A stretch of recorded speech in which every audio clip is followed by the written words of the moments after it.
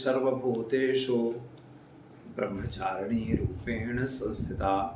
नमस्तस्यै नमस्तस्यै नमस्तस्यै नमो नमः। माता ब्रह्मचारिणी के स्वरूप का जो दूसरी माता है वह ब्रह्मचारिणी माता है।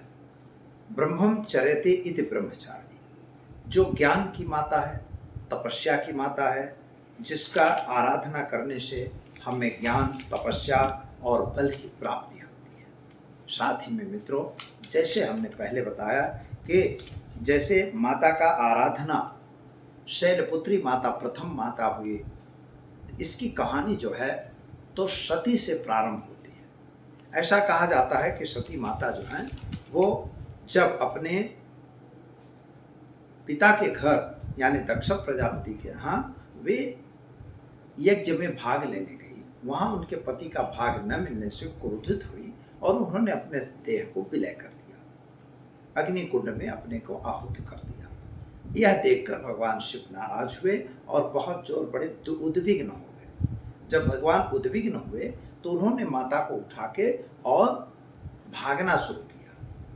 जब भागना शुरू हुआ, क्योंकि कहा है कि सबो हम शिवा बिना, भगवान ने खुद ने कहा है शिव पुराण में कि सब के बिना मैं सब हूँ, बिना शिवा। जब तक माँ भगवती की आराधना यानी शक्ति नहीं है तो हम सबके समान हैं। इसलिए भगवान व्याकुल हो चुके थे। तो ऐसी स्थिति में सती का जो दूसरा अवतार हुआ, 52 शक्तिपीठ अपने भारत में मिलते हैं और 52 जगह उनके अंगों के टुकड़े हुए थे। कहानी ऐसी भी है कि भगवान विष्णु ने उनके टुकड़े कर दिए ताकि ये छिन्न हो जाएंगे, जब माता नहीं दिखेंगी तब भगवान का ध्यान वापस आएगा, इसलिए ऐसा किया था। लेकिन ये बात तो पौराणिक कथा है। लेकिन हम यहाँ जो कह रहे हैं, शिव यानी कल्याण जब शक्तिहीन हो चुका तो वह परेशान हुआ। तो वो जो शक्ति थी, वही शक्ति सती जो थी, वो पार्वती के रूप में हिमालय राज के यहाँ जन्म लिया। और वही पार्वती जो हुई, उसी के 9 रूप हुए। नव दुर्गा प्रकीर्तिता ऐसा कहा जाता है। प्रथमम शैलपुत्री, शैलपुत्री का मतलब ही पार्वती हुआ। शैल का मतलब हुआ पहाड़, पहाड़ की लड़की। तो पहाड़ की लड़की का मतलब हिमालय राज की लड़की।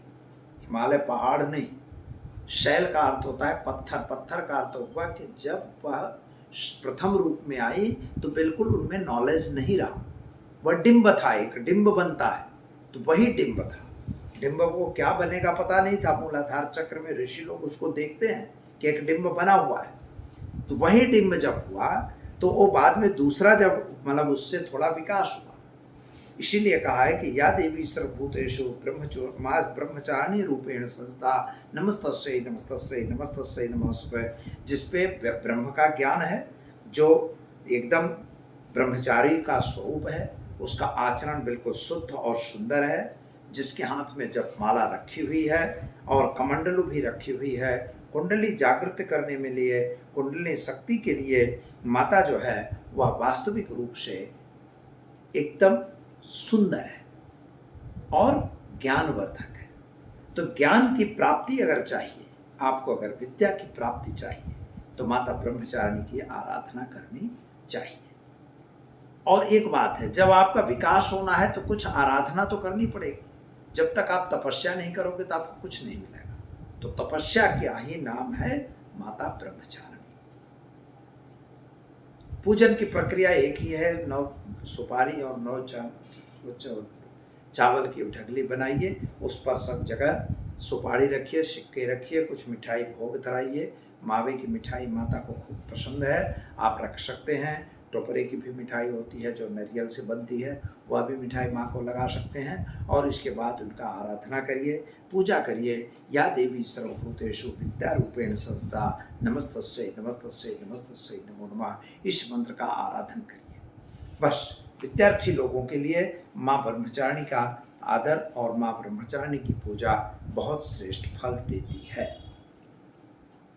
सुखी रहिए, संपन्न रहिए, वीडियो को देखते रहिए। अगर अच्छे लगते हैं तो लाइक शेयर कमेंट जरूर करिए, चैनल को सब्सक्राइब करिए। दीजिए आचार्य दुर्गा प्रसाद शास्त्री को इजाजत। नमस्कार।